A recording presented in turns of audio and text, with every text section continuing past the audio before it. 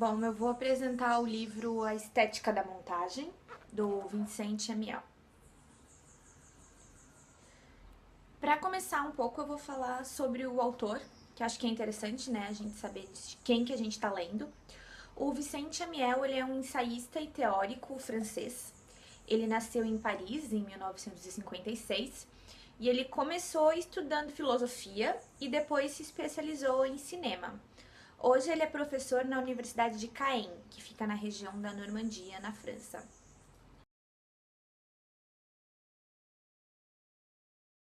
O livro começa com um preâmbulo escrito por ele mesmo, que fala no começo que a montagem não é só uma operação técnica, como muita gente acredita, né?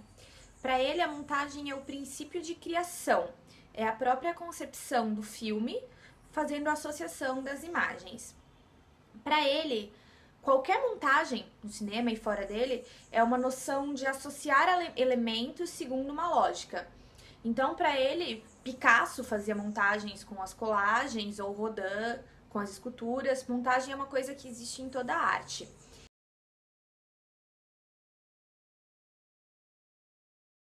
E ele diz que o objetivo do livro é situar o cinema num panorama de estética geral e relacionar a montagem com outros processos de fragmentação que tem nas culturas e nas artes em geral. Daí ele diz que ele vai se orientar no livro por 3 cineastas principais que abordam muito e estudaram e experimentaram muito a montagem, que é o Wells, Resnais e o Pialat. Espero estar falando certo o nome deles.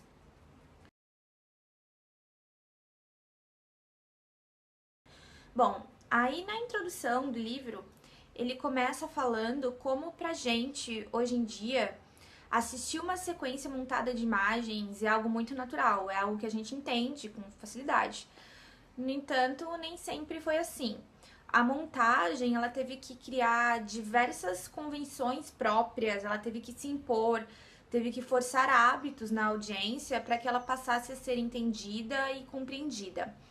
Então, o autor ele diz que não concorda com quem diz que o século XX é o século da imagem. Para ele, o século XX é o século da associação da imagem, porque as pessoas passaram a entender não só as imagens, mas a associação e compreender um significado entre elas. Daí ele fala sobre a importância do cutting, que em inglês é a etapa do corte e cola da película, que hoje em dia, né, a gente faz digitalmente no Premiere, mas ainda tem os mesmos princípios. Esse processo, ele busca a maior fluidez possível das imagens e acaba que esse processo ele tem uma influência inevitável na forma da narrativa. Outro processo é o do editor, que ele vai dominar a estrutura do filme e do argumento. Ele pode ter ideias de opções de corte que criem novos significados para o filme. É o caso do documentário Urgencies, de Raymond Depardon. Nesse documentário não há nenhuma marca de corte entre as entrevistas, mas todas elas são marcadas pela saída dos entrevistados de uma sala fechada. Isso foi uma decisão da montagem. E essa característica cria uma sensação de clausura, o isolamento, e é uma sensação intencional para o documentário. Alors, vous ne voulez pas nous dire un numéro de téléphone où on peut contacter hein? Alors maintenant, vous allez avec l'infirmier qui va vous faire une analyse des souris. Allez. Pardon, monsieur. Mesdames. Un sourire ou pas un sourire? Un sourire. Allez, au revoir, monsieur. Où c'est qu'il est, mon... O Amiel Vincent explica que existe uma ordem tradicional na concepção de um filme, que é a criação do argumento, aí depois a planificação técnica, a rodagem do filme e a montagem. No entanto, ele conta que alguns cineastas invertem totalmente essa lógica ou desrespeitam. É o caso do Orson Welles. Porque às vezes o que acontece? Ocorrem imprevistos, então cabe a um montador conferir o filme um sentido, uma narrativa mais adequada. O autor também destaca a importância da montagem logo na concepção do filme, dizendo que seria necessária que ela fosse pensada previamente, que ela já tivesse ali no argumento. Daí ele fala sobre o conceito de planificação, que também é chamado de decupagem, que é a divisão de várias cenas do argumento em planos a serem filmados. É através da decupagem, da planificação, que se dá a escrita fílmica, que é o que guia o espectador pela história do filme. Ele conta que foi com a planificação que surgiu a necessidade da ideia da continuidade. Tipo, não só a continuidade cronológica, mas também a continuidade lógica entre os diferentes pedaços da ação.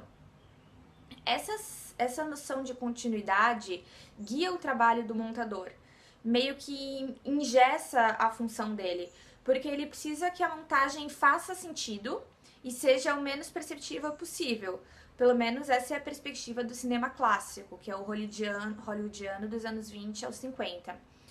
Até que chega o Eisenstein, o Wells, o Rezanes e o Godard, que eles rompem totalmente essa lógica, fazendo montagens com imagens que colidem entre si, que não possuem continuidade, mas sim sobressaltos e contrastes. É o caso das cenas como da escadaria, que a gente até assistiu, do Encouraçado Potemkin.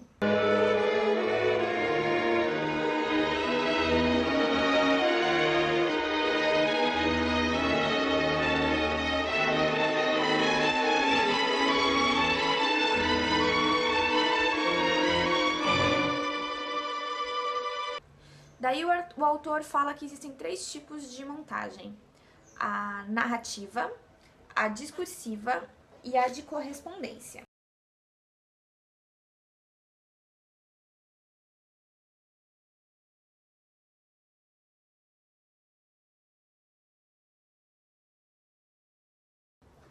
Daí o autor explica que nada disso é definitivo. Apesar de ter vários tipos de montagem, o mesmo filme pode usar mais de um tipo e ter um tipo que seja predominante.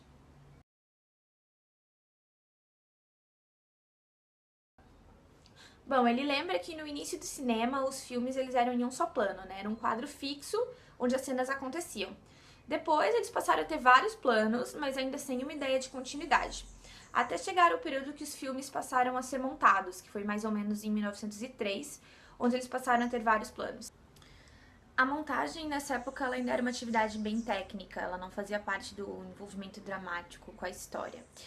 E era bem difícil para os montadores, para os cineastas, criarem ligações entre as imagens, porque ainda não existiam as convenções. O espectador do início do século estava acostumado com quadros, que eram as obras de arte que eles conheciam. E os quadros são fixos e fechados, então foi preciso atravessar esse limite para gerar a compreensão. E o Griffith foi o primeiro a tentar explicar para o espectador que existia uma relação entre um plano e o outro, uma continuidade ou de espaço ou de tempo. E ele queria explicar, né, que uma ação começava num plano e terminava no outro. No filme The Old Home and Sunshine, ele liga os espaços através de uma moça tocando piano num canto da tela, e aí no outro plano ele coloca um homem num outro canto escutando esse piano, para mostrar que se tratava do mesmo ambiente. Aí, para fazer com que o espectador entendesse que um personagem estava saindo de um lugar e indo para outro, ele começou a usar linhas. Tipo, então se a pessoa atravessava o plano assim, ela continuava atravessando o plano assim. Então, se ele sai de um campo à direita, ele entra à esquerda. Foi o que ele fez no filme The Lily and the Tenements. Outra coisa difícil era representações simultâneas, ou seja, 2 acontecimentos que aconteciam ao mesmo tempo na história. Ele percebeu que era preciso alternar as cenas para fazer sentido para o espectador, e ele fazia essa alternância em planos bem rápidos. Assim, o espectador conseguiu entender que uma coisa estava acontecendo enquanto a outra coisa acontecia. Mas demorou alguns anos para os espectadores se acostumarem com essa convenção. Daí o autor fala sobre os raccords. Os raccords são pontos de ligação que criam continuidade entre os planos. A intenção dos raccords é que os cortes não sejam sentidos pelo público, que eles passem naturalmente. A entrada e saída de campo, essa que eu falei de um lado e entrar do outro, que é manter a linha, né, manter o percurso do personagem na mesma linha, que é usado pelo Griffith, já é um raccord. Existem também os raccords de gestos, que é quando o mesmo gesto começa num plano e termina no outro, como por exemplo, uma bofetada, um tapa. Isso foi usado pelo Wells em Una Storia Immortale. His house? Yes, to his house.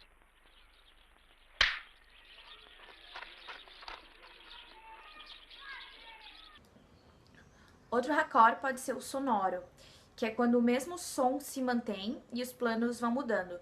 Pode ser uma fala de um personagem que continua no fundo ou uma música. Isso é algo bem frequente nos filmes. Essas técnicas de raccord, elas formam uma linearidade através de uma montagem que é articulada. Outro desafio da montagem na questão de tempo foi criar uma diferenciação maior de tempo, que são os casos dos flashbacks ou de visões de futuro na história. Isso demorou mais para ser feito, começou em 1940 na narrativa clássica. E também usavam os raccords para ligar as cenas, mas geralmente eles também uniam isso a um efeito de desfoque, de imagem, ou outro efeito que marcasse bem essa transição. A gente está acostumado com aquela tela, né, tipo com fumacinha, alguma coisa assim. Hoje em dia, a tendência do cinema é não usar mais essas convenções, é deixar com que o espectador só perceba que o tempo tá diferente conforme a cena vai acontecendo. Isso é uma coisa que a gente vê muito, né, nas séries e nos filmes hoje em dia. A cena simplesmente muda e você demora um tempo para perceber que aquilo se passa num tempo diferente. Você só percebe por causa da história mesmo. Então é isso, essa foi a minha parte. Os outros colegas vão continuar as explicações.